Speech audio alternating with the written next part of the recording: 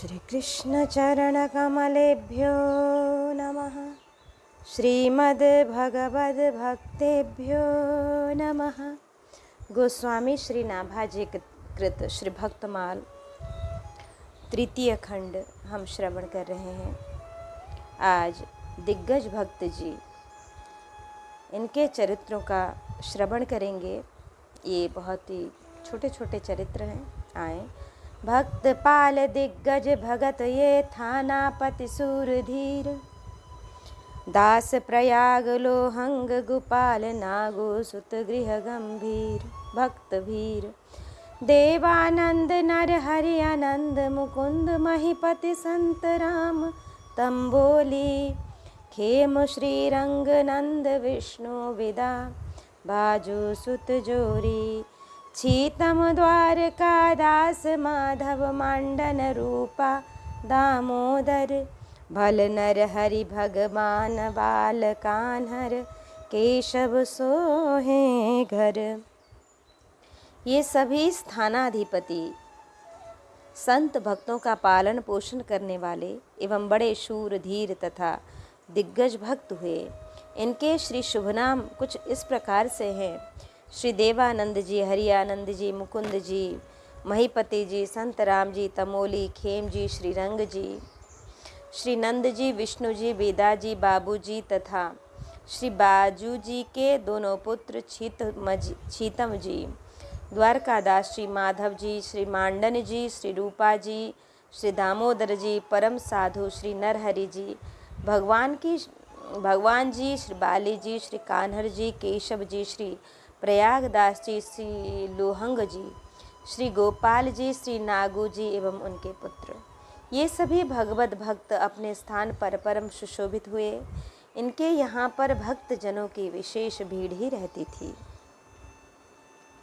भक्त पाल स्थानधारी के लिए शास्त्रों ने 4 प्रकार की सेवा का आदेश दिया है।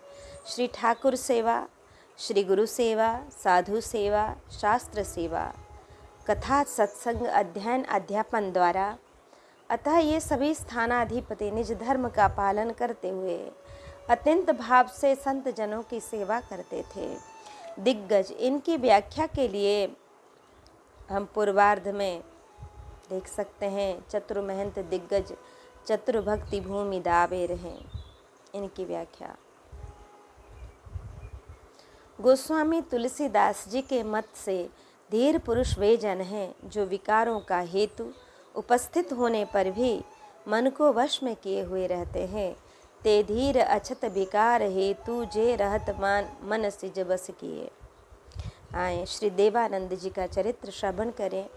आप परम संत सेवी थे। आपके स्थान से कोई स्थायी खेती लगी हुई नहीं थी।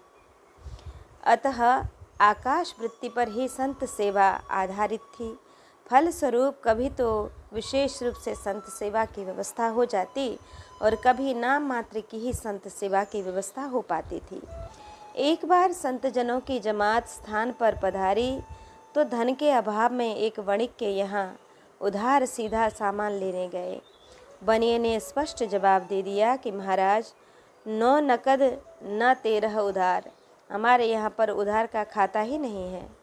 तब श्री देवानंद जी श्री ठाकुर जी की सेवा पूजा का पात्र वणिक के यहाँ पर गिरवी रखकर सीधा सामान ले आए और संत सेवा की। श्री देवानंद जी के मन में इस बात का विशेष क्षोभ था कि श्री ठाकुर जी की सेवा का एक पार्षद कम हो गया। परंतु जब आप मंदिर में सेवा पूजा में गए तो सभी पार्षद आपको वर्तमान में यथास्थान ही मिले। जिस पात्र को आप संत सेवा निमित्त वणिक के यहाँ पर गिरवी रख कर आए थे, वह पात्र भी मंदिर में यथास्थान रखा हुआ मिला। अब तो आप श्री प्रभु जी की अनन्य कृपा विचार कर निज मन में अत्यंत ही हर्षित हुए। कुछ दिन पश्चात जब रुपया आपके पास में हो गया तो उस वणिक से जाकर बोले कि तुम अपना रुपया ले लो और मेरे श्री ठाकुर जी का पात्र मुझे दे दो। उस बनिए ने अपने समस्त घर की देखभाल कर ली, परंतु वह पात्र नहीं मिला। तब तो वह वणिक विशेष भयभीत हो श्री देवानंद जी के चरणों में पड़कर बोला कि महाराज पात्र तो मिल नहीं रहा है। लेकिन उसके बदले में आप कुछ सीधा सामान ही ले लीजिए। श्री देवानंद जी ने वणिक से कहा कि भैया, वह तो श्री ठाकुर जी की सेवा का पार्षद था, वह पात्र क्या धन के बदले में कहीं मिल सकता है? उस पात्र के प्रतिशोध के अनंतर अब वणिक की आपको ही श्री ठाकुर जी का पात्र बनना होगा। वणिक ने पूछा कि महाराज, मैं पात्र कैसे बन सकता हूँ? आपने कहा कि आज से तुम भी श्री राम की भक्ति करो, श्री राम जी की भक्ति करो और संतों की सेवा करो, तब पात्र बन सकते हो, अन्यथा दंड के भागी बनोगे। वणिक सहमत हो गया। तब श्री देवानंद जी ने स्थान से वह पात्र ले जाकर उस वणिक को दिखलाया कि देखो, वह पात्र यह ही है। श्री ठाकुर जी अपने पार्षदों को अपने पृथक ही नहीं करते हैं। यदि इसी प्रकार यदि तुम भी पात्र बन जाओगे तो श्री ठाकुर जी तुम्हें भी सदा अपने समीप ही रखेंगे। वैश्य भक्ति का यह चमत्कार देखकर तत्क्षण ही श्री देवानंद जी का शिष्य बन गया। इसलिए सबसे पहले भगवान का पार्षद हर भक्त को बनना चाहिए। जो ठाकुर जी से प्रेम करे उसे पार्षद ही बनना चाहिए। श्री खेम जी, इनका चरित्र श्रवण करें। आप जाति के वैश्य एवं जैन मतालंबी थे। ये एक बार आपने मंदिर में भगवान की झांकी देखी तो वह झांकी आपके हृदय स्थल में निमग्न हो गई। आपको विवश होकर ही वैष्णव होना पड़ा। अब तो 3 दिन रात्रि आप भगवान की सेवा, पूजा, कथा, वार्ता में ही अपना समस्त समय व्यतीत करने लगे। आप संतजनों को बुला बुला कर सेवा करते और कथा कीर्तन करवाते। आपकी इस प्रकार से रहनी सहनी आपकी जाति वालों को प्रिय नहीं लगी। अतः सभी ने मिलकर पंचायत की ओर सौगंध दिलाई कि तुम यह सब सेवा, पूजा, कथा, कीर्तन छोड़कर अपने प्राचीन धर्म पर आरूढ़ हो जाओ। श्री खेम जी ने स्पष्ट जवाब दिया कि मैं निज प्राण, धन, धाम को त्याग सकता हूँ एवं करोड़ों दंड और अपमान को सहर्ष सहन कर सकता हूँ, लेकिन मैं श्री हरि और हरिजनों को नहीं त्याग सकता। जब श्री खेम जी ने किसी भी प्रकार से अपने कुटुंबी जनों के अनुकूल न चलने का अस्वीकार कर दिया तो जैनियों ने राजा से जाकर इनकी शिकायत की। राजा ने श्री खेम जी को कारागार में कैद कर लिया। इसी मध्य खेम जी के गृह पर संतजन पधारे। आपकी पत्नी के द्वारा सब समाचार सुनकर संतजनों को अपार कष्ट हुआ। समस्त संतजन भगवान के सन्मुख अनशन कर बैठ गए कि जब तक श्री खेम जी भक्त कारागार से नहीं आवेंगे तब तक हम सभी संतजन अन्न जल कुछ भी ग्रहण न करेंगे। उधर श्री खेम भक्त जी को संतों का गृह पर आगमन तथा अनशन की सूचना कारागार में मिली तो आप अत्यंत ही दुखित हुए, क्योंकि जहाँ पर संत भक्त दुखी होंगे तो भगवान भी कैसे सुखी रह सकते हैं। अतः श्री प्रभु जी ने अपनी लीला का विस्तार किया।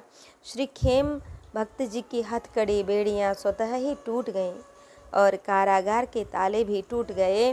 फाटक खुल गए, पहरेदार निद्रा में सो गए।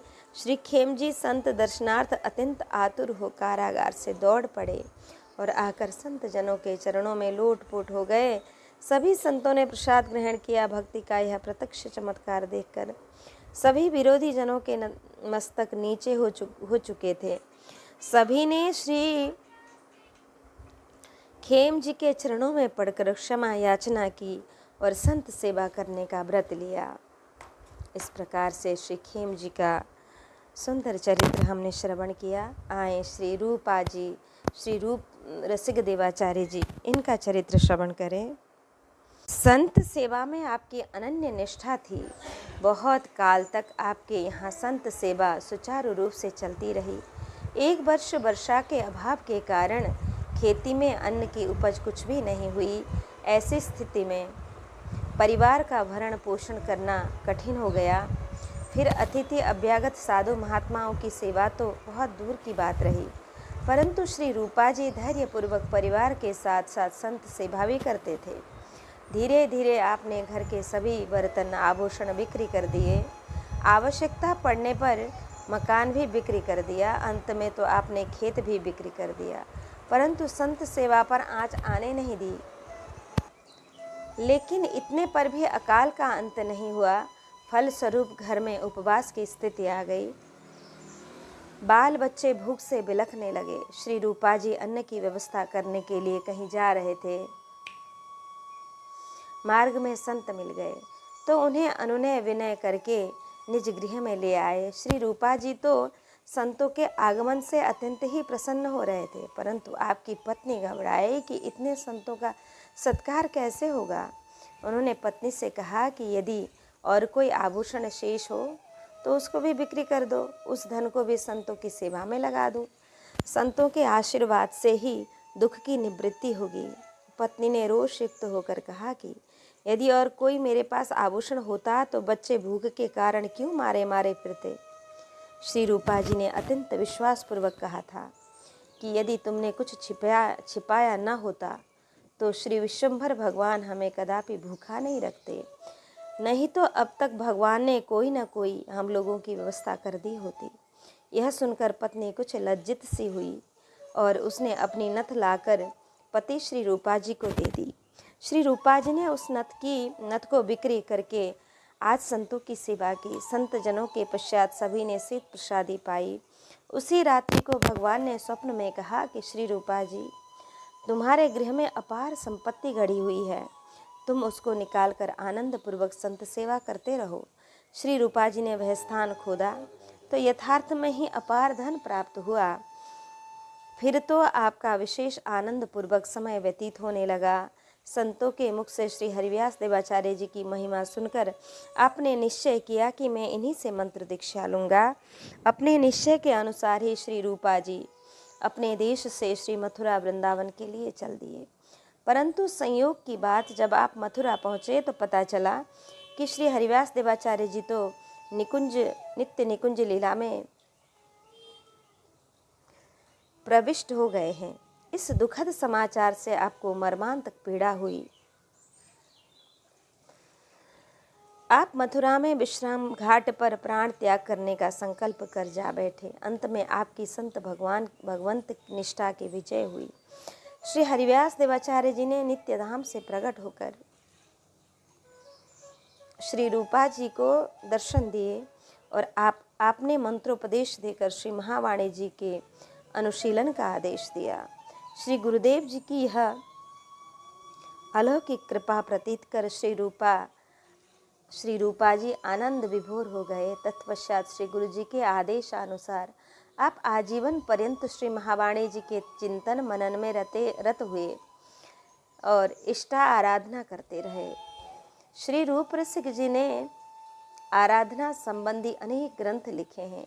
आपकी रचना अत्यंत ही सरल है। नैना प्रकृति गही यह न्यारी, जाचत जेलय श्याम स्वरूप ही बन बन विकल महारी। अटके नेकन रहे लाची, सीख दये सबहारी। रूप रसिक दर से मनमोहन, तब ही होय सुखारी। इस प्रकार से श्री रूप रसिक देवाचार्य जी का सुचरित्र हमने श्रवण किया। आए कुछ और भक्तों के चरित्र का हम पाठ करें। बद्रीनाथ उड़ीसे द्वारका, सेवक सब हरि भजन पर। श्री अंग सदा सानिधि रहे, कृत पुण्य पुंज भल भाग भर। कैसो पुनि हरिनाथ भीम खेता गोविंद। ब्रह्मचारी बाल कृष्ण बड़ भरत, अच्युत अपया व्रत धारी। पंडा गोपीनाथ मुकुंद गजपति महाजस। गुण निधि जस गोपाल देई, भक्तनि को सर्वस। इसका भावार्थ है, श्री बद्रिकाश्रम उड़ीसा, श्री जगन्नाथपुरी, श्री द्वारकापुरी, इन श्री भगवत धामों में भगवान श्री नर नारायण, श्री जगन्नाथ भगवान और श्री रणछोड़ भगवान के सभी सेवक अत्यंत ही श्री भगवत भजन परायण हुए। इनके शुभ नाम इस प्रकार से हैं: श्री केशव जी, हरिनाथ जी, भीम जी, खेता जी, ब्रह्मचारी जी, गोविंद जी, श्री बाल कृष्ण जी, जड़ भरत जी, अच्युत जी, अपया जी, पंडा गोपीनाथ जी, श्री मुकुंद जी, महायशस्वी रुद्र प्रताप गजपति जी, श्री गुणनिधि जी और श्री जस गोपाल जी, ये सब भक्त भगवंत सेवा का व्रत धारण करने वाले परम यशस्वी तथा भक्तों को निज सर्वस्व समर्पण करने वाले हुए। ये भक्तजन सदा भगवान के अंग के समीप ही रहते थे। आप सभी ने पूर्व जन्म में महान सुकृत किए थे। आप सभी जन परम सौभाग्यशाली थे। श्री अंग सदा सनिधि रहे। इससे यह ज्ञात कराया है कि ये भगवत जन भगवान का समस्त कैंकर्य निज कर कमलों से ही करते थे। यह सेवा की ही महामहिमा है कि इन्हें सदैव भगवद सामीप्य प्राप्त था। जैसे श्री हनुमान जी सर्वथा श्री राम जी के समीप ही रहते हैं, सेवकों को सामीप्य मुक्ति प्राप्त होती है। कृत पुण्य पुंजम, इसका भाव यह है कि जिन्हें भगवान की सेवा का, भगवान के दर्शनों का, भगवान के सानिध्य में रहने का सौभाग्य प्राप्त होता है, वे निश्चय ही पूर्व जन्म के महान सुकृत होते हैं। नाहित हम कह सुनहु सखी इन कर दर्शन दूरी, यह संकट तब होई जब पुण्य पुरा कृति भूरी। हम सब सकल सुकृत के राशि, भये जग जनम जनक पुरवासी। जिन्ह जान की राम छवि देखी, सो सुकृति हम सरिख विषेखी। हम सम पुण्य पुंज जन थोरे, जिन्हि राम जानत करी मोरे। भल भाग भर अर्थात बड़ भागी। गोस्वामी तुलसीदास जी के मत से श्री हरिचरणानुरागी जन बड़े ही बड़भागी होते हैं, माननीय योग्य अधिकारी हैं। सोई गुणज्ञ सोई बड़भागी, जो रघुबीर चरण अनुरागी। आए श्री रुद्र प्रताप गण गजपति जी, श्री रुद्र प्रताप गजपति जी का सुचरित्र अब श्रवण करें। श्री प्रताप रुद्र गजपति को बखान कियो, लियो भक्ति भाव महा प्रभु पे न देखहि।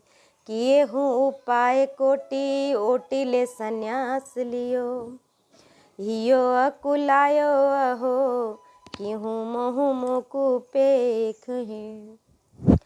जगन्नाथ रथ आगे नृत्य करे मत भये, नीलाचल नृप पाए पर्यो भाग लेखहि। छाती सो लगायो प्रेम सागर बुढ़ायो भयो, अति मन भयो दुख धित ये निमेष ही।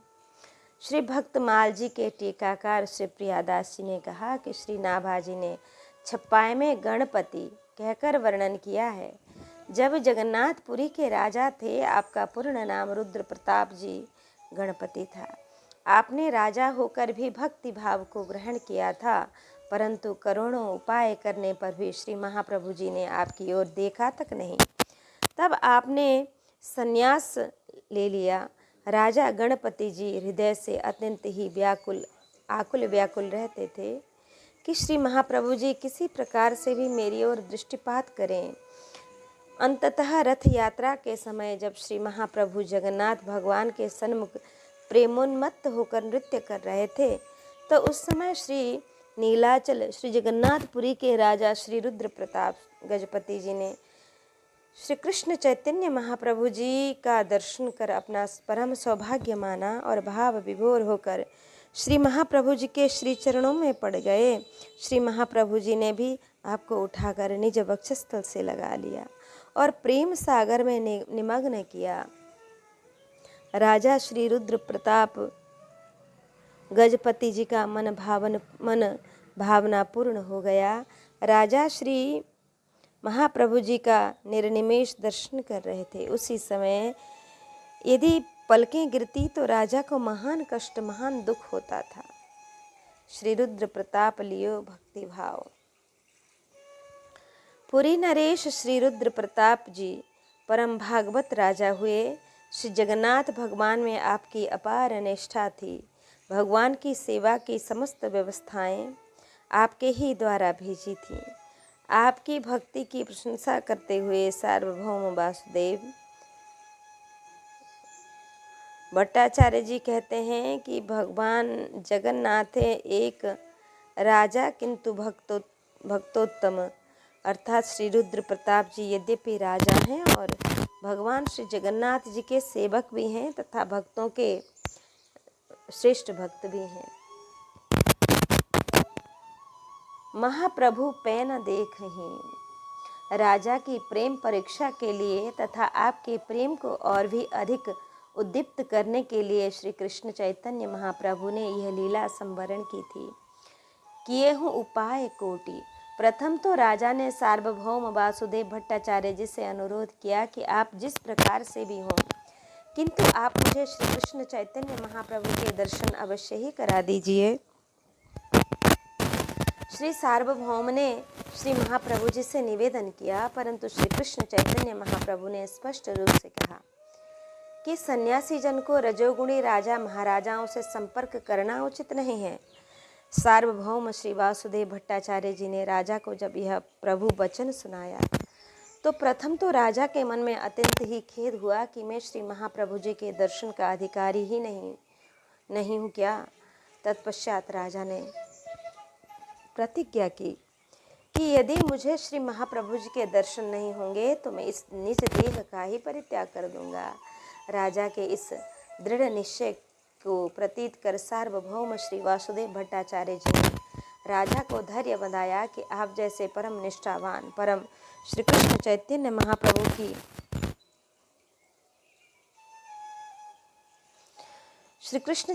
महाप्रभु जी अवश्य ही अनुग्रह करेंगे। कुछ दिन पश्चात राजा ने पुनः राय रामानंद जी से श्री कृष्ण चैतन्य महाप्रभु जी का दर्शन करवाने का अनुरोध किया।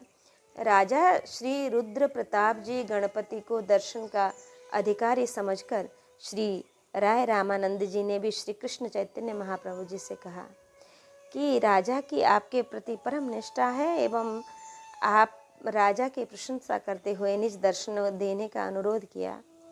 तब श्री महाप्रभु जी ने कहा कि राय राम जी, तुम श्री कृष्ण के प्रधान भक्त हो और तुमने अंगीकार कर तुम में राजा की परम प्रीति है।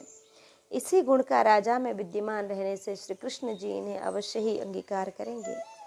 श्री राय राम जी के इस संदेश को श्रवण कर राजा को कुछ सांत्वना मिली। फिर राजा ने श्री कृष्ण चैतन्य महाप्रभु के समस्त परिकरों से प्रार्थना की कि आप सभी जन कृपा करके जैसे हो तैसे मुझको श्री कृष्ण चैतन्य महाप्रभु का दर्शन कृपा का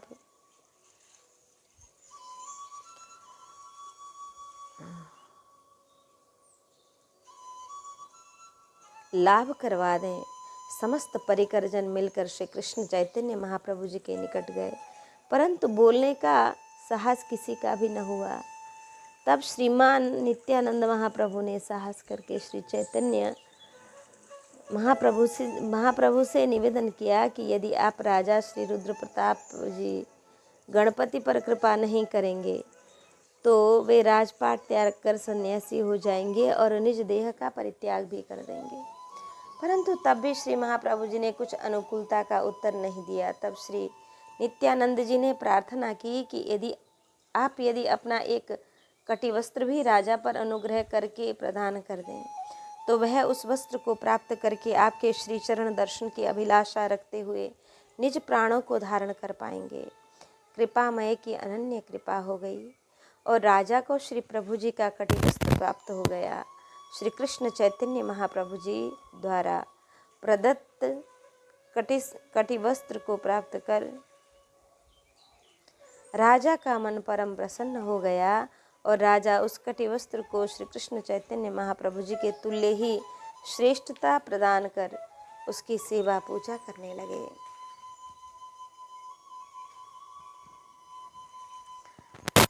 कुछ दिन पश्चात राजा ने पुनः राय राम जी से श्री प्रभु जी के दर्शन करवाने की प्रार्थना की। श्री राय राम जी ने सुअवसर देखकर श्री कृष्ण चैतन्य महाप्रभु के समक्ष राजा की वार्ता चलाई।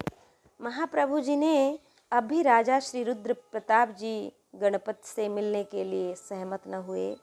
श्री राय रामानंद जी का विशेष आग्रह प्रतीत कर श्री महाप्रभु जी ने कहा कि यदि तुम्हारी ऐसी ही अभिलाषा है तो मुझसे राजा श्री रुद्र प्रताप के पुत्र को ही लाकर मिलवा दो। पुत्र पिता की आत्मा ही होता है, अतः पुत्र के मिलने से मानो राजा रुद्र प्रताप का ही हमसे मिलन हो जाएगा। श्री राय रामानंद जी ने ऐसा ही किया। राजा के पुत्र को देखते ही श्री महाप्रभु जी को श्री कृष्ण की स्मृति हो आई। आपने राजपुत्र का गाढ़ आलिंगन किया। श्री महाप्रभु जी का आलिंगन प्राप्त होते ही राजकुमार को प्रेमावेश हो गया। इनके तन में तत्काल ही प्रेम के सात्विक भाव भावादिकों का संचार हो गया और वह कृष्ण कृष्ण कहकर नृत्य करने लगे। इनके नेत्रों से अविरल अश्रु प्रवाह होने लगा।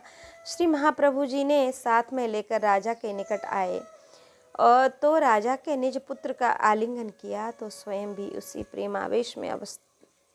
प्रेमावेश की अवस्था को प्राप्त हुए, जैसे कि मानो राजा श्री रुद्र प्रताप जी को ही साक्षात श्री महाप्रभु जी ने आलिंगन किया हो। तब राजा को पूर्ण विश्वास हो गया कि मुझ में अवश्य ही श्री कृष्ण चैतन्य महाप्रभु के दर्शन होंगे, कि मुझे अवश्य ही श्री कृष्ण चैतन्य महाप्रभु के दर्शन होंगे। श्री जगन्नाथपुरी में रथ यात्रा का अवसर था। श्री कृष्ण चैतन्य महाप्रभु जी निज परिकरों सहित श्री जगन्नाथ भगवान की रथ यात्रा का दर्शन करने के लिए वहां उपस्थित थे। पुरी नरेश महाराज रुद्र प्रताप सिंह द्वारा मार्जनी सोने की झाड़ू के लिए भगवान के समक्ष का मार्ग बुहा रहे थे एवं चंदन मिश्रित जल का छिड़काव कर रहे थे। श्री महाप्रभु जी राजा की यह सेवा देखकर अत्यंत ही प्रसन्न हुए।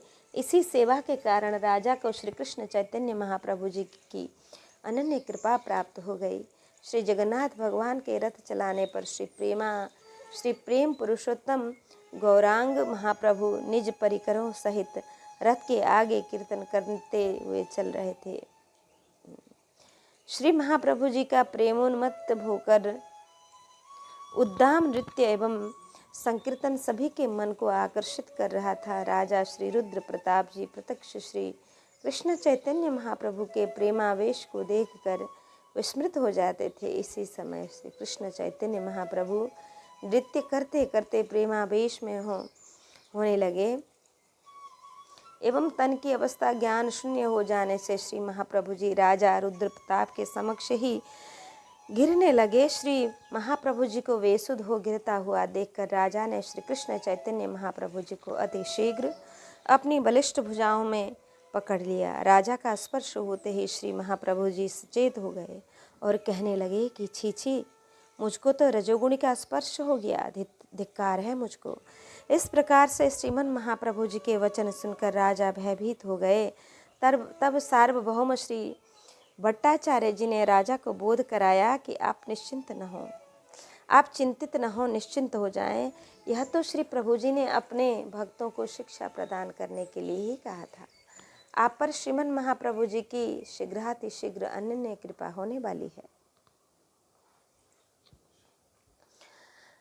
बलगंडी नामक स्थान पर पहुंचकर श्री जगन्नाथ भगवान का रथ ठहरा। यहाँ पर भगवान के प्रचुर व्यंजनों का भोग लगता था। सभी भक्तजन भगवान का भोग लगाने लगे। भोग के समय यहाँ पर विशेष जन समूह हो गया। अतः श्रीमन महाप्रभु जी अपनी मंडली के साथ निकट के बगीचे में चले गए। समस्त भक्त वृंद वृक्ष के तल में ही विश्राम करने लगे। श्रीमन महाप्रभु जी भी एक निर्जन स्थल में प्रेमावेश में नेत्र बंद किए हुए शयन कर रहे थे। ठीक उसी समय राजा श्री रुद्र प्रताप जी सार्वभौम भट्टाचार्य जी की बताई हुई विधि के अनुसार राजवेश त्याग कर वैष्णव वेश धारण कर एवं कंठी में तुलसी की माला, ललाट पर तिलक, बाहु में शंख चक्रादि चिन्ह, कटी में साधारण वस्त्र धारण कर यहाँ आ गए और श्रीमन महाप्रभु जी की चरण सेवा करने लगे।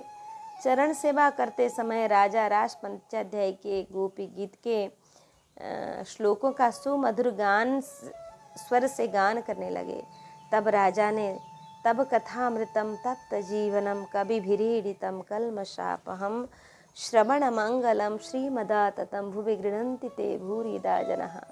इस श्लोक का गायन किया तो इसे श्रवण कर श्री महाप्रभु जी ने परम सुख माना और प्रेमावेश में उठकर राजा का आलिंगन किया और बोले कि तुमने मुझको परम अमूल्य रत्न दिए हैं, मेरे पास उनसे श्रेष्ठ कुछ भी देने योग्य नहीं है, इसलिए मैं तुम्हें आलिंगन ही देता हूँ। फिर तो श्री प्रभु जी ने उसी प्रेमावेश में पूछा कि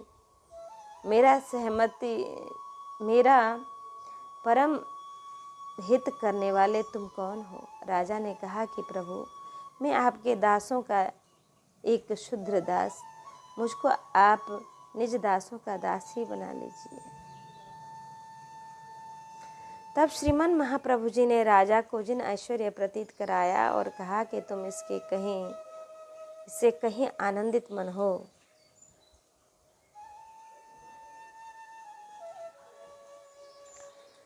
कि तुम इसको कहीं प्रकट नहीं करना।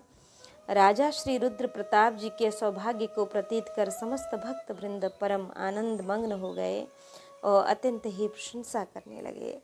राजा श्रीमन महाप्रभु जी को दंडवत प्रणाम करके बाहर चले आए और हाथ जोड़कर उन्होंने समस्त भक्त वृंदों को भी दंडवत प्रणाम किया। श्री भक्तमाल के टीकाकार श्री प्रियादास जी के अनुसार प्रियादास जी ने कवित्त 409 में इसी कथन का संक्षिप्त वर्णन भी किया है। श्री हरिनाथ जी का चरित्र श्रवण करें। अब आप दक्षिण देश के निवासी थे, आपका गृह धन संपत्ति से पूर्ण था। आपका गृह धन संपत्ति से पूर्ण था। श्री भगवत भागवत परिचर्या की आपकी प्रमुख साधना थी। एक बार स्वप्न में भगवान श्री नर नारायण ने आपको आदेश दिया कि तुम समस्त त्याग कर मेरी सेवा में आ जाओ। आपने श्री भगवत आदेश शिरोधार्य कर द्वितीय दिन प्रातः काल ही सर्वस्व त्याग कर श्री बद्रिकाश्रम के लिए प्रस्थान किया।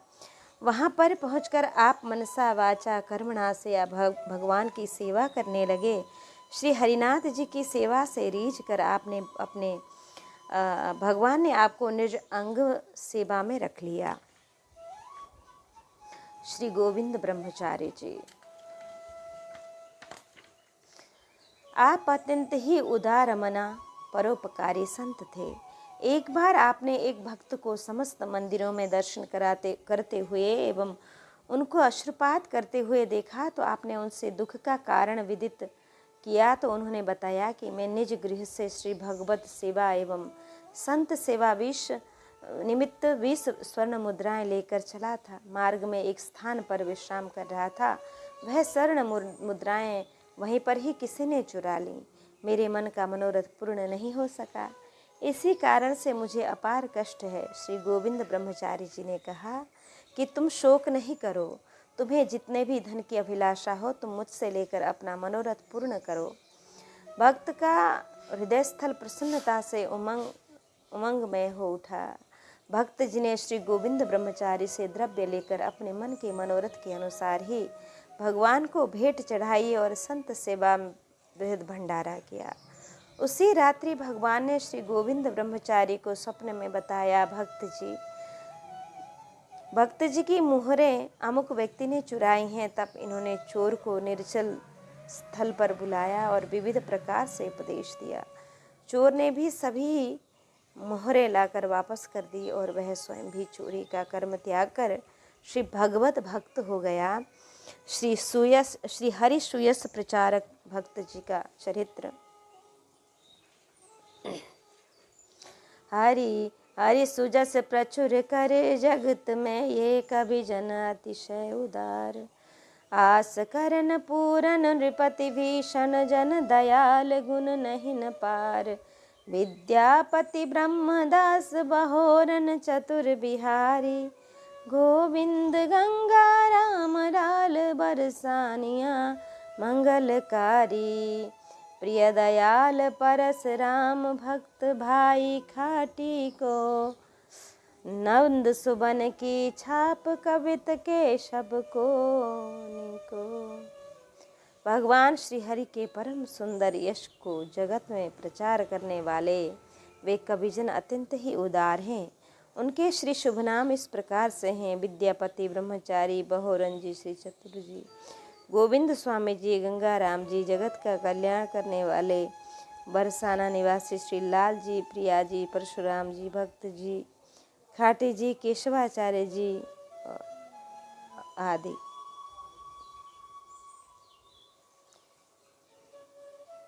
श्री आशकरण जी, राजा पूर्ण जी, इन सभी सुकवियों के सद्गुणों का पारावार नहीं है।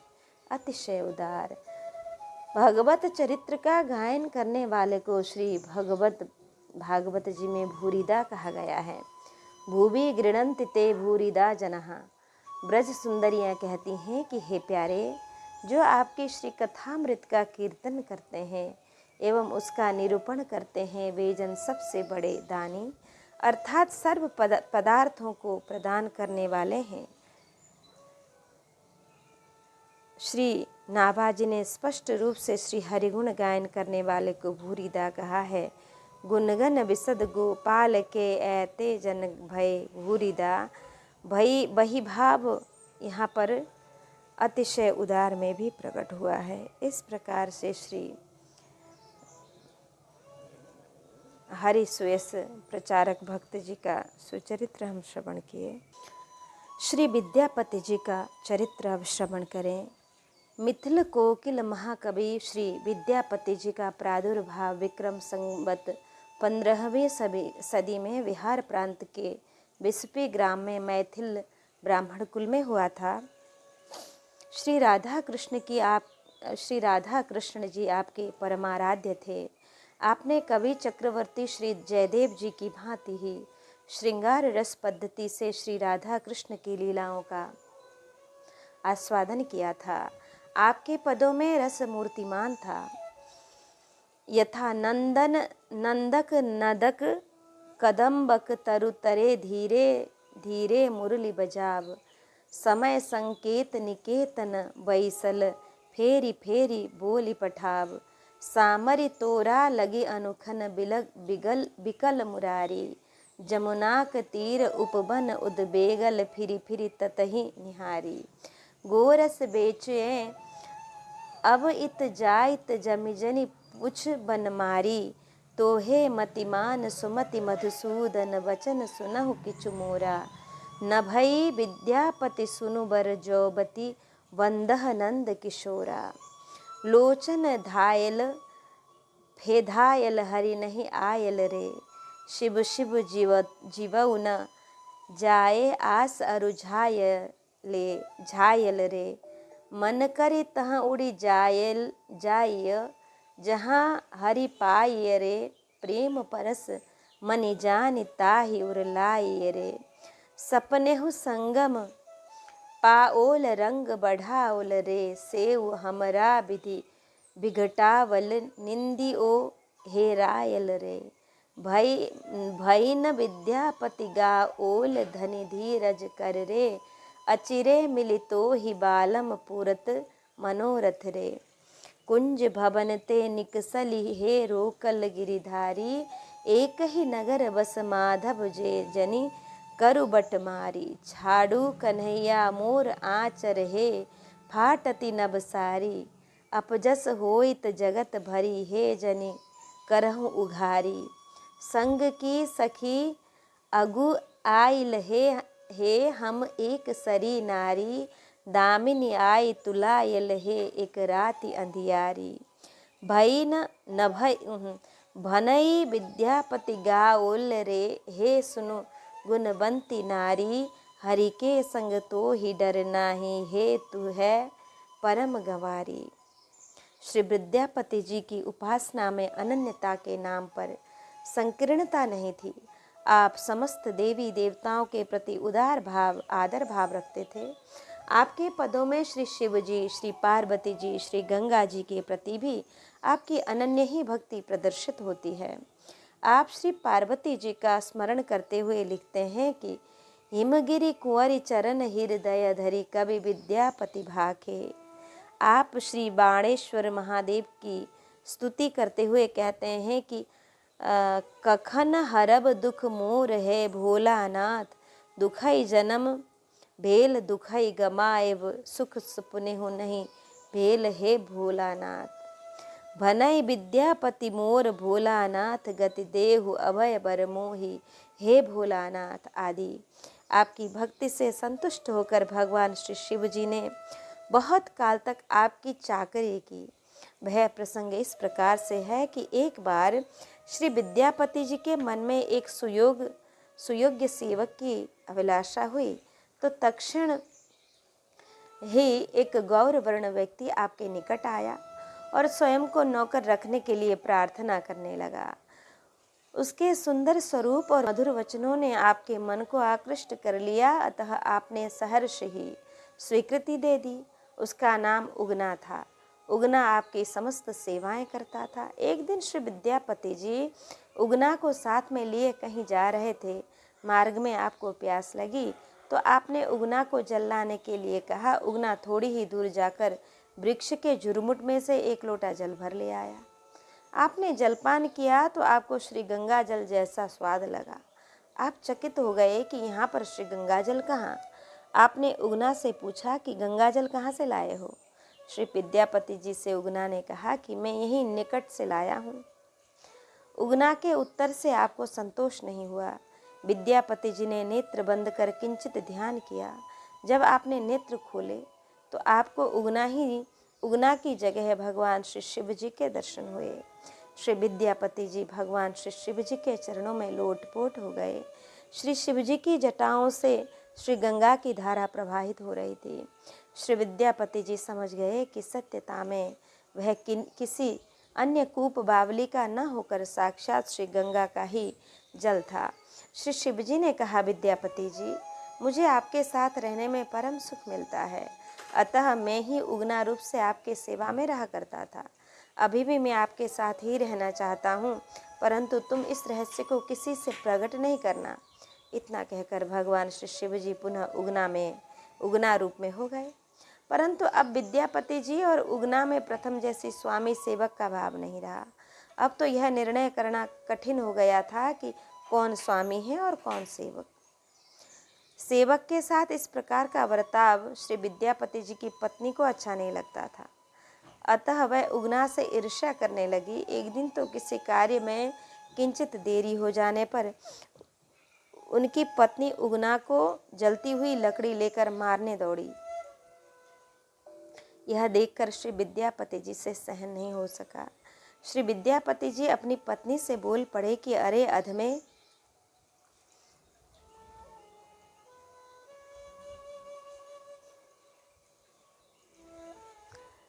तू मेरे इष्ट देवों के देव श्री महादेव जी को मारने दौड़ रही है। पत्नी तो जहाँ की तहाँ पर ही ठहर गई, परंतु उगना अब अंतर्ध्यान हो गए। श्री विद्यापति जी को उगना का वियोग व्याप गया। उस समय आपने इस पद का गायन किया। उगना रे मोर कतय गेला शिव की दहु भेला, भाग नहीं बटुआ रुसि बैस लाह, जो ही हेरी आन देल हसी उठी लाह, जे मोर कहता उगना उदेश, ताही देव ओकर कंगना वेश, नंदन बन में भेटल महेश, गौरी मन हर्षित मेटल कलेश, विद्यापति भन उगनासों काज, नहीं हित कर मोर त्रिभुवन राज। श्री गंगा वाक्यावली नामक रचना में आपकी श्री गंगा जी में अपार निष्ठा व्यक्त होती है। कहते हैं कि आपके देह त्याग के समय जब आपके परिवार के लोग आपको श्री गंगा जी ले जा रहे थे, तो मार्ग में श्री विद्यापति जी ने पूछा कि अब श्री गंगा जी कितनी दूर हैं। आपके परिवार वालों ने बताया कि श्री गंगा जी यहाँ से 3 कोस हैं। तब श्री विद्यापति जी ने कहा कि अब मुझको यहीं पर ही उतार दो। जब मैं श्री गंगा जी के लिए इतनी दूर से आया हूँ, तो अब क्या श्री गंगा जी मेरे लिए इतनी दूर भी चलकर नहीं आ सकती हैं क्या? परिवार वालों ने आपको यहीं उतार दिया और जो भक्तराज चाहते थे वही हुआ। सत्य में ही श्री गंगा जी यहीं पर आ गईं। वर्तमान में भी विद्यापति स्टेशन इस प्रसंग का स्मरण करा रहा है। श्री ब्रह्मदास जी का चरित्र। आप अपनी कविता में सदैव श्री कृष्ण लीला का ही गुणगान करते थे। जन समाज में आपकी कविता का विशेष ही आदर था। आपका परमोत्कर्ष एक प्राकृत कवि से सहन नहीं हुआ। उसने आपसे व्यर्थ का विवाद करने का निश्चय कर लिया कि यदि काव्य की कसौटी पर कसा जाए तो मेरी कविता किसी भी दृष्टि से आपकी कविता से हीन नहीं है। यदि कोई त्रुटि मेरी कविता में हो तो आप ही बताइए। श्री ब्रह्मदास जी ने कहा कि काव्य की दृष्टि से कविता मेरी श्रेष्ठ है, अथवा आपकी यह तो मैं नहीं बता सकता, परंतु इतना मैं निश्चय पूर्वक कहता हूँ कि मेरी कविता का वर्ण विषय आपकी कविता से अनंत गुणा श्रेष्ठ है, क्योंकि मैंने अपनी कविता में सच्चिदानंद घन भगवान श्री कृष्ण की शाश्वत लीलाओं का गान किया है, और तुम्हारी कविता में मरण धर्म क्षणभंगुर संसारी लोगों के यश का गायन किया गया है। शाश्वत पुरुष गुणगान से मेरी कविता भी शाश्वत है, और नाशवान लोगों के गुणगान से तुम्हारी कविता भी नाशवान है। यदि तुम्हें इस बात का विश्वास न हो तो परीक्षा करके देख लो।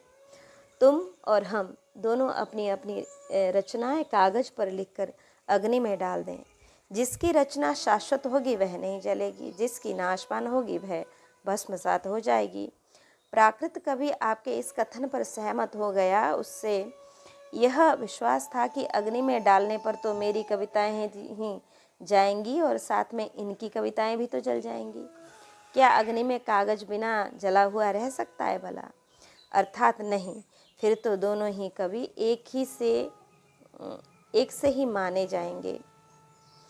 इस प्रकार से आपस में दोनों कवियों ने निर्णय कर लिया। अब दोनों दिव्य प्राकृत कवि ने अपनी अपनी रचनाएं अग्निदेव को समर्पित कर दी। हजारों लोगों ने यह दृश्य देखा कि उस प्राकृत कवि की रचनाएं तो अग्नि में स्वाहा हो गईं, और श्री ब्रह्मदास जी की रचनाओं को अग्निदेव नहीं जला पाए, और वह प्रथम से भी अधिक प्रखर हो गईं। इस चमत्कार को देखकर उस प्राकृत कवि ने अपनी पराजय स्वीकार कर ली, और वह प्राकृत कवि श्री ब्रह्मदास जी के शरणागत होकर श्री कृष्ण भक्ति की, श्री कृष्ण की लीलाओं का गुणगान करने लगा। श्री केशवाचार्य जी का चरित्र। आपके पिताजी का नाम श्री मोहन मिश्र था एवं माता का नाम भगवती देवी।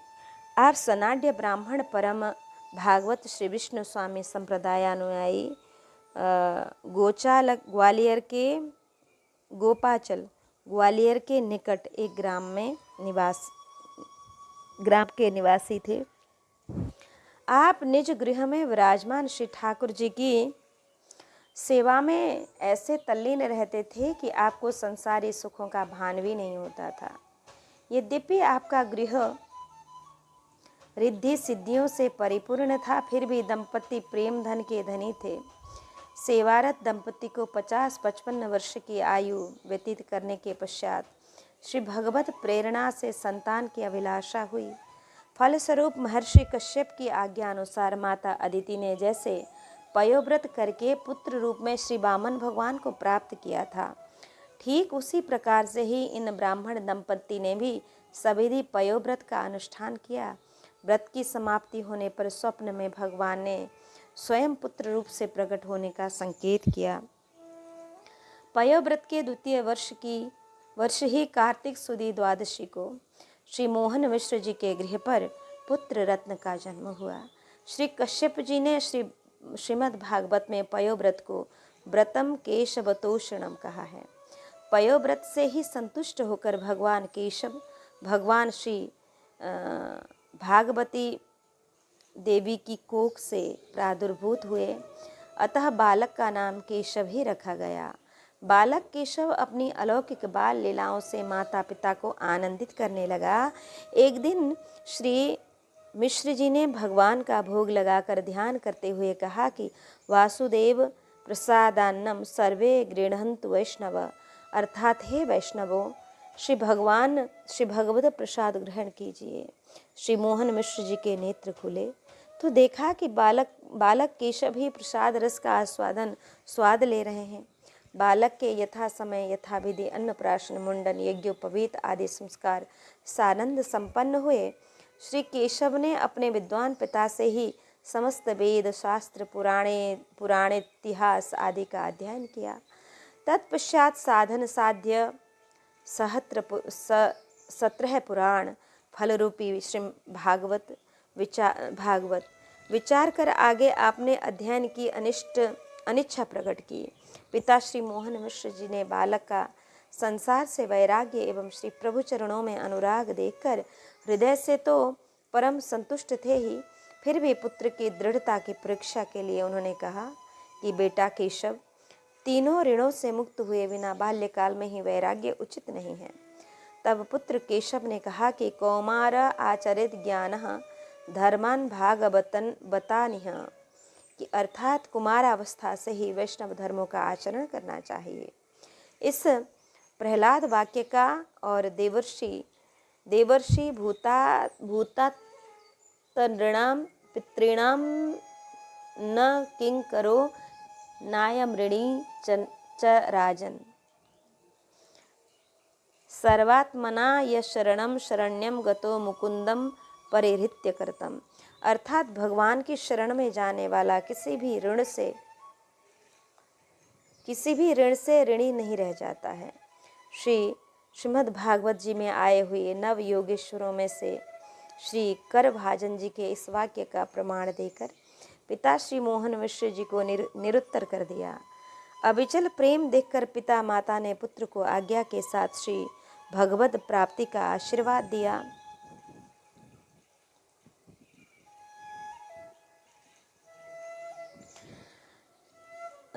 श्री केशव जी ने माता पिता को प्रणाम कर श्री वृंदावन के लिए प्रस्थान किया। मार्ग में यह विचार ही कर रहे थे कि मुझ साधनहीन को भगवान किस प्रकार से मिलेंगे। इतने में ही एक व्यक्ति ने दूसरे व्यक्ति को पुकार कर कहा कि तुम शीघ्र जाओ, तुम्हें तुम्हारा मित्र बुला रहा है। इस भगवत प्रेरित वाक्य से श्री केशव जी को विश्वास हो गया कि मुझको अवश्य ही प्रभु प्राप्त होंगे एवं शीघ्र ही मिलेंगे। फिर तो श्री केशव जी के मन में श्री प्रभु मिलन संबंधी प्रचुर मनोरथ तरंगित हो उठने लगी। श्री वृंदावन पहुँचने पर आपका ऐसा प्रेम उमड़ा कि श्री प्रभु दर्शन के बिना एक एक क्षण युग के समान व्यतीत होने लगा। नेत्रों से अविरल अश्रु प्रवाह होने लगा। अहरनिश प्यारे के विरह में व्याकुल रहने से खान पान संपूर्ण रूप से छूट गया। आपके शरीर में अस्थि पंजर मात्र शेष रह गए। श्री प्रभु दर्शन की लालसा से श्री प्रभु प्रेम की लालसा ही एकमात्र प्राण आपके देह में अटके हुए थे। आपको क्षण क्षण में मूर्छा आने लगी। उधर भक्त का विरह भगवान को असह्य हो गया। तब श्री प्रभु की प्रेरणा से गहवर वन निवासी श्री ज्ञान देव जी ने आकर आपको मूर्छा से सचेत किया और मंत्र दीक्षा प्रदान कर श्री निकुंज बिहारी श्री प्रिया प्रीतम जी का दर्शन कराया। फिर सांप्रदायिक रहस्य एवं परंपरा का उपदेश देकर श्री गिरिराज गोवर्धन की तलहटी में निवास करके भजन करने की आज्ञा दी और आशीर्वाद दिया कि श्री हरिदेव जी तुम पर प्रसन्न होकर प्रकट होंगे, जिससे अनंत जीवों का कल्याण होगा तथा श्री हरिदेव जी के साथ तुम्हारे भी सुयश का विस्तार होगा।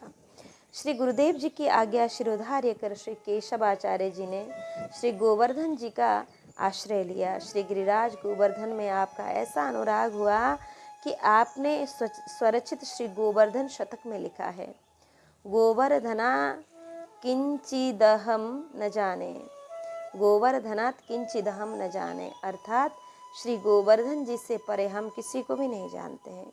इस निष्ठा के फलस्वरूप श्री श्याम सुंदर नित्य आपके निकट रहते, लीला का दर्शन कराते और रसमय वार्ता करते।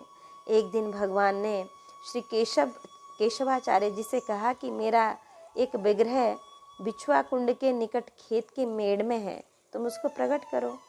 आपने हाथ जोड़कर कहा कि प्रभु, उस विग्रह के साथ में श्री जी का श्री विग्रह नहीं है, मेरी तो श्री युगल उपासना है तथा मैं निष्किंचन हूँ। कभी शाक पात और कभी ब्रजवासियों के घर से प्राप्त चुटकी मात्र आटा से ही जीवन निर्वाह कर लेता हूँ। अतः आप ऐसा कीजिए कि जिससे मेरे हृदय का भाव भी सुरक्षित रहे और आपकी सेवा में अपराध भी न हो। तब श्री प्रभु जी ने समाधान करते हुए कहा कि केशव, मैं तुमसे आज उस गुप्त रहस्य को प्रकट करता हूँ जिसको आज तक कोई नहीं जान सका है। एक बार मैं श्री जी के दर्शनों के लिए गया था, परंतु मुझे उनके दर्शन नहीं हुए। तब मैंने इंद्र के यज्ञ को भंग कराया, श्री गिरिराज गोवर्धन की पूजा करवाई। इस पर इंद्र ने कुपित होकर घनघोर वर्षा की। उससे ब्रज की रक्षा के लिए मैंने गोवर्धन पर्वत को धारण किया। उस समय समस्त ब्रजवासियों के सहित श्री जी भी वहाँ पधारी। इसी विग्रह से 7 दिन तक मैं श्री जी के दर्शन करता रहा तथा उनके कृपा कटाक्ष बल से ही श्री गोवर्धन पर्वत को उठाए रहा। अतः मेरे इस श्री हरिदेव जी के श्री विग्रह को श्री जी से अभिन्न न मानकर श्री जी के प्रेम से ओतप्रोत ही समझो। मेरा यह श्री विग्रह परम दयामय, शरणागत रक्षक एवं इष्ट प्रपूरक है। तुम मेरे इस श्री विग्रह को प्रकट कर सेवा पूजा करो। मेरे निमित्त किसी से भी कुछ याचना नहीं करना। मेरी प्रेरणा से आपको कोई भी कुछ भी अर्पण कर दे तो उसे स्वीकार कर लिया करना। भगवान की आज्ञा पाकर श्री केशवाचार्य जी ने कुछ लोगों को एकत्रित करके बिछुआ कुंड के निकट वह स्थान बताया जहाँ पर श्री विग्रह गड़ी हुई थी। उस स्थल को खोदने पर वहाँ परम सुंदर मूर्ति दिखाई दी। उस मूर्ति को देखकर वहाँ उपस्थित सभी लोगों के मन में प्रलोभन उदय हुआ कि इस विग्रह को मैं ही अपने गृह पर ले जाऊंगा। एक ने कहा कि इस विग्रह को मैं ही अपने घर ले जाकर सेवा करूंगा। दूसरे व्यक्ति ने कहा कि वाह, तुम कैसे इस मूर्ति को ले जाओगे? यह तो मेरे खेत की मेड़ से प्रकट हुए हैं, अतः इन्हें तो मैं ही ले जाऊंगा। तीसरे व्यक्ति ने कहा, मैं जमींदार हूँ, इस कारण से भूमि के गर्भ से प्राप्त वस्तु पर मेरा ही पूर्ण अधिकार है, अतः मैं ले जाऊंगा। जब इस प्रकार से परस्पर विवाद होने लगा तो तब श्री केशवाचार्य जी दूर हट गए। किसी विचारवान व्यक्ति ने सभी लोगों को समझाते हुए कहा कि जिस संत ने तुम्हें इस मूर्ति के गड़े होने का भेद बताया, उससे पूछकर ही कोई कार्य करो, अन्यथा तन धन और यश की हानि होगी। यह सुनकर उसे फटकार लगाते हुए लोगों ने कहा कि तुझको किसने पंच बनाया है? अपना हित चाहते हो तो चुपचाप रहो। वह बेचारा शांत हो गया।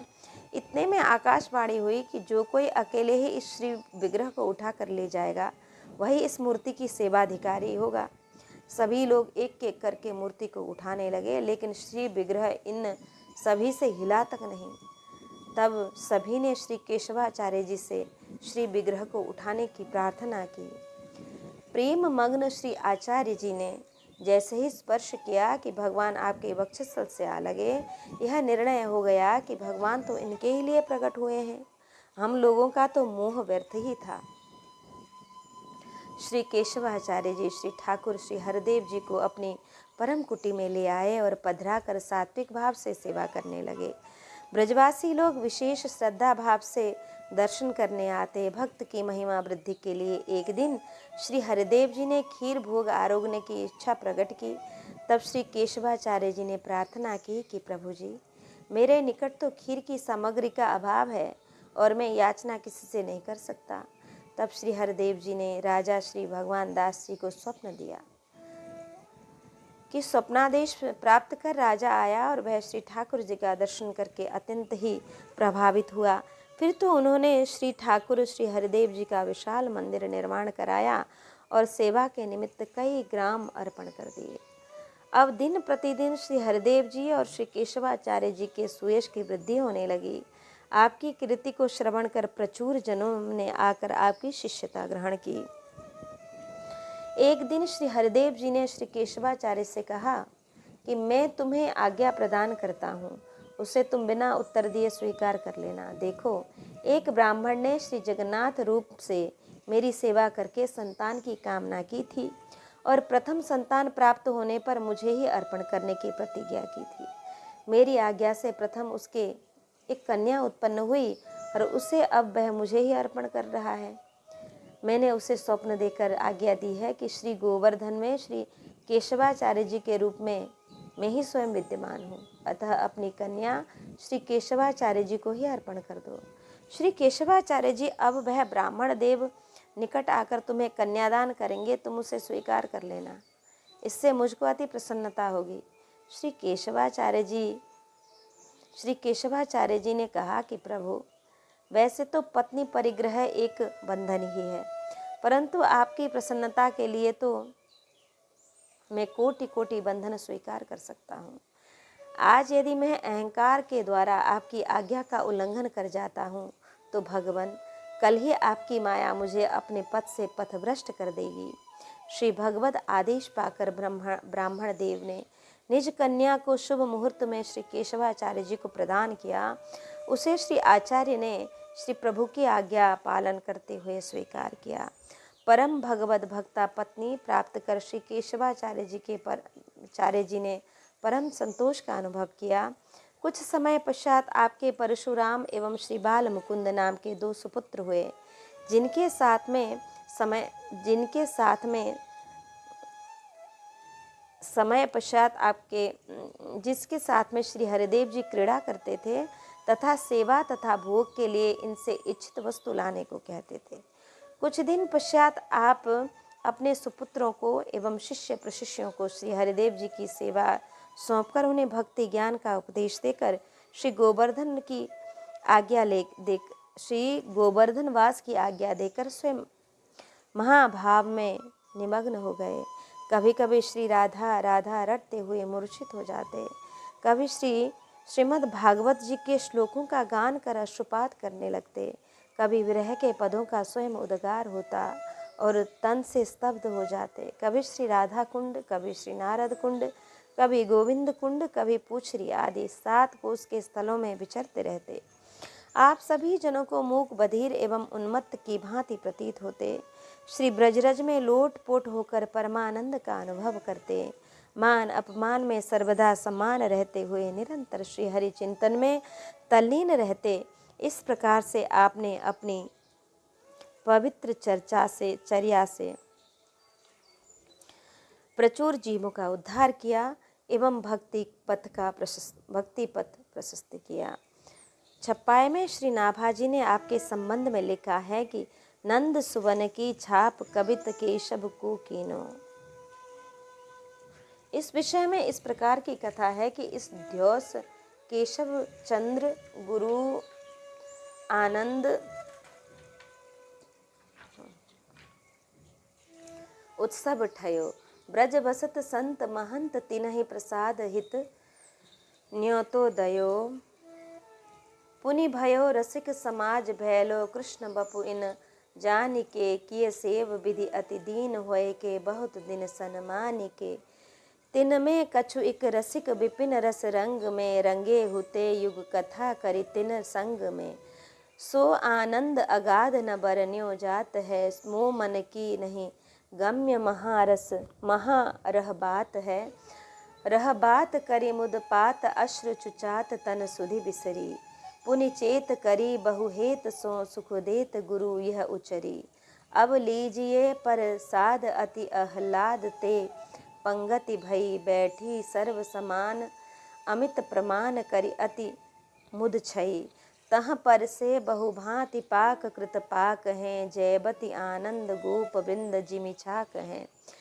जियहियो परस्यो नाही रसिक नरेश युग रस लेस जो, तिन कही द्वारा बती मुद्रा नाही यह सतवेश जो, सो भले जो नहीं धरे केशव लये प्रभु अपनाइए, हरि टहलुअन अंगहु नहीं जात भासत भाइये, श्री केशव सर्वज्ञ जानि मन बात है, नित संतत मन मोद करन किय ख्यात है, नंद सुवन यह नाम लिखित सब अंग में, पृथक पृथक दर्शाय दयो निज संग में, निज संग में दर्शाय अति सुख पाय, नंद शुभ छाप को संत गण विस्मय कर्यो हुब, नमित देखे प्रताप को, नंद सुवन की छाप रसिकन नहीं कहीं केशव देव सो कहो नंद किशोर यश अव यही मुद्रा भेद सो। श्री केशवाचार्य जी के पदों में रस का अद्भुत प्रवाह परिदृश्यमान होता है कि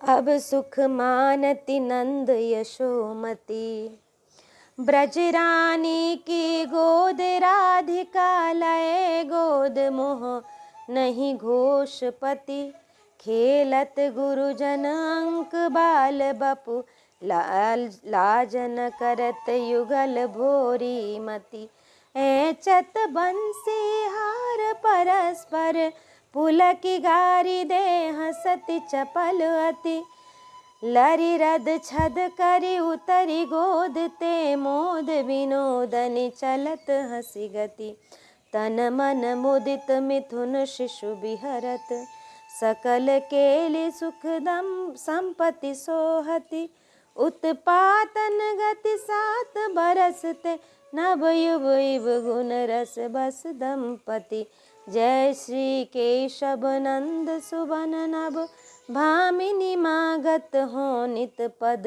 अम्बुज रति। इस प्रकार से श्री केशव देवाचार्य जी, श्री केशवाचार्य जी का प्रसिद्ध चरित्र हमने श्रवण किया। आए श्री पूर्ण सिंह जी का चरित्र श्रवण करें कि कबीर हृदय परम भागवत श्री पूर्ण सिंह जी नित्य नूतन पद रचना कर अपने श्री ठाकुर जी को श्रवण कराते थे। श्री ठाकुर जी को भी आपके पदों को श्रवण करने में परम सुख प्राप्त होता था। यदि कभी किसी कार्य विशेष की व्यस्तता में श्री पूर्ण सिंह जी पद नहीं सुना पाते तो श्री ठाकुर जी स्वप्न में इनसे पद श्रवण कराने का अनुरोध करते। श्री ठाकुर जी द्वारा 1-2 बार इस प्रकार का प्रसंग प्राप्त होने पर आपने पद श्रवण कराने का दृढ़ निश्चय बना लिया।